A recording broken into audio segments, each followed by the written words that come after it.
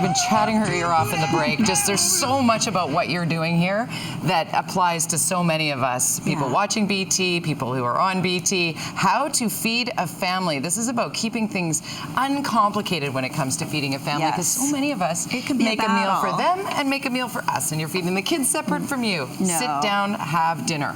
Family meals, not kids meals. Is what we really believe.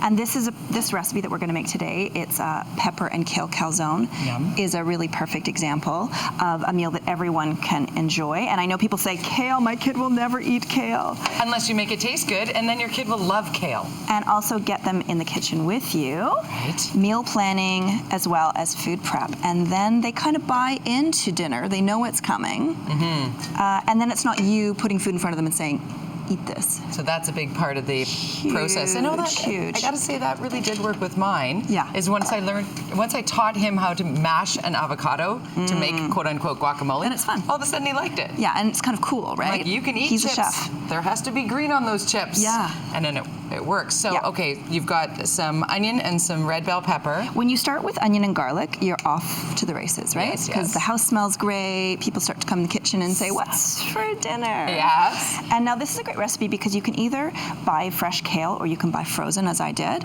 You can make your own pizza dough or you can buy store-bought. You can make your own sauce or buy store-bought. There's nothing wrong with those little cheats that kind of get you ahead. Thank goodness, or I would be in big trouble with you right now, because I buy those little cheats all the time. Why not? This is a big savior, buying the pizza dough ready-made. Because then you can have fun with everybody that. likes pizza. Yeah. And these are calzone. It's like a pizza sandwich, is what my kids call it. Or Laura Keogh, my co-author, her daughter calls them little purses. And how many kids between you and Laura? 3. I have 2 and she has 1. How old are yours? 6 and 3. So you're living this. Totally. And how old are Laura's?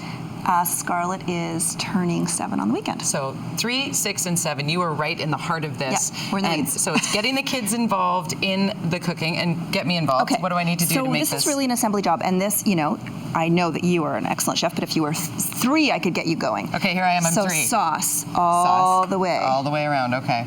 Leave a little area. So a little sauce. So, when you get kids involved, suddenly it's fun. And we're doing kale and pepper, but you could do mushrooms, you could do a little sausage. Yeah, so now we're going to put... What's next? How much of it? Let's do a little more. Like that?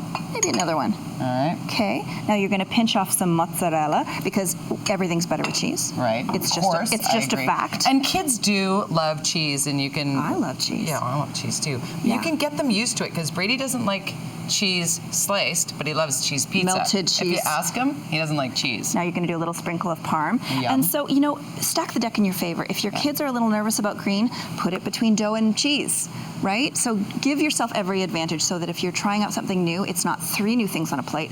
It's 1 new thing with something they love. If you've got a kid who's absolutely, I'm not trying that, how do you get them? Yes, do. How do you get them past that fear of tasting this because they think it's going to be... Yeah, I think some kids get some anxiety around it. Yeah. I think getting them involved, studies show it's your best shot at getting them to try new things. And then we're just going to... It always comes back to that. It really does. Get from meal planning all the way, and then you're just going to pinch and fold. Oh, pinch and fold, right? The calzone fold. Yeah, exactly. Gotcha. Look at you go. How long does this go in the oven for? Yeah, not really. You really I'm totally winging it. 15 minutes at about, say, 425 degrees. Yum. Or you could make up a batch and put them in the freezer so that you were, ahead of the game during the week, which is my life. Freeze them raw. Yeah, pull them out and bake them. Maybe add another 5 minutes to your baking time. Nice, I like this. And then they're ready to go. All right, so shall we taste one? And you know what? We're going to do Everybody in the control room's like, save me one. We're going to put a vent in there so it doesn't explode. There you go. That's a good...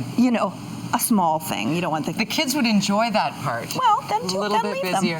Okay, let's talk about your events. You've got one at Barbara Joe's tonight. Right, tonight. Yes. What time is that?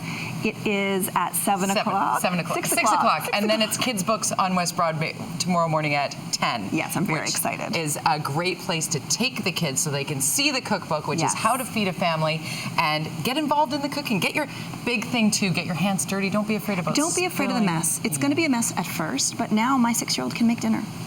No word of a lie. Really? And 6-year-olds can also have manners at the table, apparently. Yeah. I love her. Let's go. Barbara Joe's tonight at 6 and tomorrow at Kids Books on West Broadway. We're going to taste this calzone and be right back with more on Breakfast Television. Am I tasting this one? That's the one. Okay, I'm getting in there. Don't worry, I'll save you one, Riaz. Brady would like that. Thanks. Nice one. So easy. Good. Really easy.